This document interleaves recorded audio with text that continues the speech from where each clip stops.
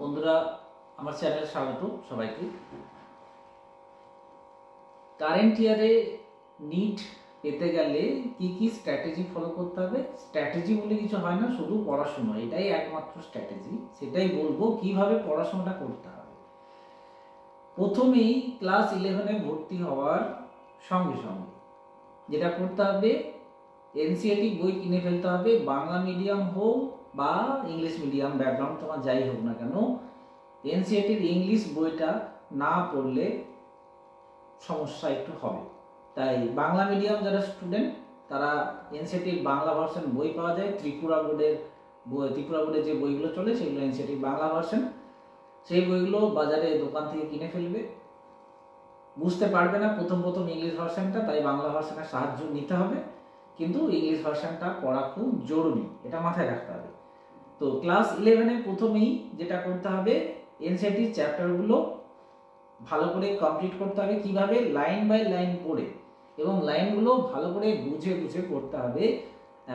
মুখস্থ করার চেষ্টা করলে হবে না। মুখস্থ ব্যাপারটা নয়, ব্যাপারটা হচ্ছে কিছু জায়গায় ট্রিক অ্যাপ্লাই করতে হবে।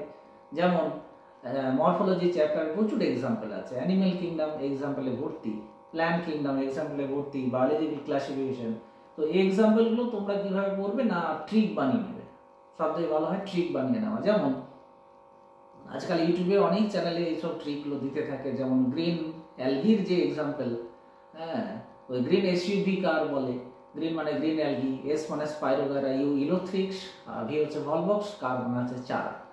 আবার ডেসলার ফোকাস, এটা থেকে আমাদের ব্রাউন অ্যালগির এক্সাম্পলগুলো মাথায় থেকে যায়।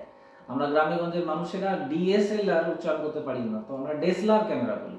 ডেসলার, DESLR, এখান থেকে পুরো এক্সাম্পল মাথায় আসবে। ডি মানে ডিকটিওটা, ই মানে একটোকার্পাস, এস মানে সার্গাসম, এলআর মানে ল্যামিনেরিয়া, আর ফোকাস থেকে ফিউকাস, পুরো ব্রাউন অ্যালগি একসাথে হয়ে গেল। রেড অ্যালগি হচ্ছে P square G square, পরফাইরা, polysiphonia, গ্র্যাসিলেরিয়া আর জেলিটিয়াল। এভাবে কিছু জায়গায় ট্রিক অ্যাপ্লাই করতে হবে। অত ডিটেলস পড়তে গেলে আমাদের সময়টা বেশি লাগবে, আর কিছু জায়গা বুঝতে হবে। যেমন হিউম্যান ফিজিওলজির একটা পার্ট কার্ডিওভাস্কুলার সার্কুলেশন যেটা রয়েছে, হিউম্যান সার্কুলেশন, সেখানে কার্ডিয়াক সাইকেল যখন তোমরা পড়বে, কার্ডিয়াক সাইকেলে 0.8 সেকেন্ডের একটা time, joint diastole, auricle systole, ventricle systole, আবার জয়েন্ট ডায়াস্টল, এটা হচ্ছে সাইকেল। এভাবে এনসিটির বই থেকে শুধু এইটুকু পড়ে নিলে কিন্তু হবে না, একটু ফিল করতে হবে ব্যাপারটা, নিজের হার্টটা দিয়ে ফিল করতে হবে। এরকম ব্যাপারটা যে হার্ট প্রথমে 4টে চেম্বার রিল্যাক্স কন্ডিশনে আছে, রক্ত সব দিক দিয়ে ঢুকছে, লেফটে ঢুকছে, রাইট সাইডে ঢুকছে, দিয়ে সেমিলুনার ভালভটা কিন্তু বন্ধ আছে, মানে বেরিয়ে যাচ্ছে না, শুধু ঢুকছে। এটাই হচ্ছে জয়েন্ট ডায়াস্টল, যেটা হচ্ছে 4টে চেম্বারই রিল্যাক্সেশন করছে, টাইমটা 0.4 সেকেন্ড হয়ে গেল। এবার কি হবে না, এই রিল্যাক্সেশন করার সময়তেই কিন্তু 70% ব্লাড অরিকেল থেকে ভেন্ট্রিকেলে অলরেডি পাস করে গেছে। বাকি 30%কে পাস করানোর জন্য অরিকেলকে কন্ট্যাক্ট করতে হয়, যেটা এসি নোড থেকে ইম্পালস তৈরি হলে সেটা হয়। অরিকেল কন্ট্যাক্ট করলো 0.1 সেকেন্ডের জন্য, সেই সময় ভেন্ট্রিকেল কিন্তু ডায়াস্টল করছে, রক্তটা চলে গেল ভেন্ট্রিকেলে, ভেন্ট্রিকেল ফুল হয়ে গেল। ভেন্ট্রিকেল ফুল হওয়ার পর সিস্টল হবে ভেন্ট্রিকেলে, যেটা 0.3 সেকেন্ডের জন্য, সেই টাইমটাই অরিকেল কিন্তু ডায়াস্টল করছে।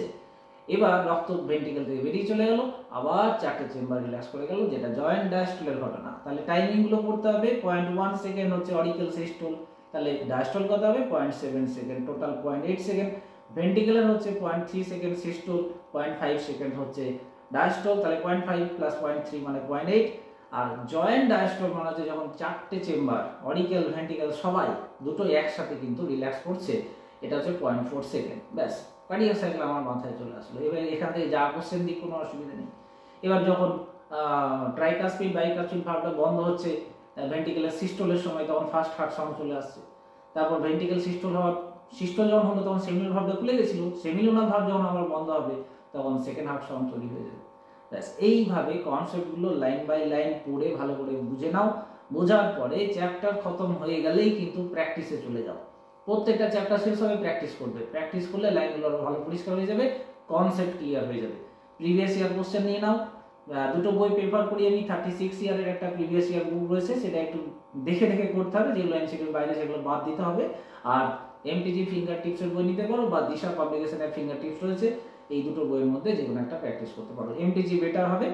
আচ্ছা, নেক্সট হচ্ছে ক্লাস 11 কমপ্লিট করার পর 11-এর ফুল সিলেবাসের টেস্ট দিতে হবে নিজেকে।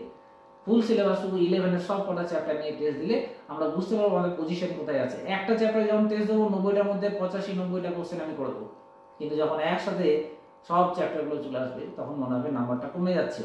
ওই একসাথে চলার একটা অভ্যেস তৈরি করতে হবে সব কটাকে নিয়ে। 11 শেষ হয়ে গেল, 12-এ ভর্তি হয়ে গেলাম, 12-এ কিন্তু আবার 11টা মনে রেখে রেখে আমাকে চলতে হবে। 12-এ by the month of August আর সেপ্টেম্বর 12-এর সিলেবাস শেষ করে দিতে হবে, কারণ সিলেবাসটা ছোট 11-এর থেকে শেষ করা সম্ভব। যখনই শেষ হয়ে গেল আগস্ট সেপ্টেম্বরের মধ্যে আমরা সেপ্টেম্বর অক্টোবর নভেম্বর নিয়ে নিতে পারি, বা অক্টোবর নভেম্বর যে যেমন করে যতটা ডিলে করবে তার ততটা লস বেশি। 12 তাড়াতাড়ি শেষ করতে হবে। 11টা কিন্তু ওই কটা সময়ে রিভাইজ করে নিতে হবে ফুল 11।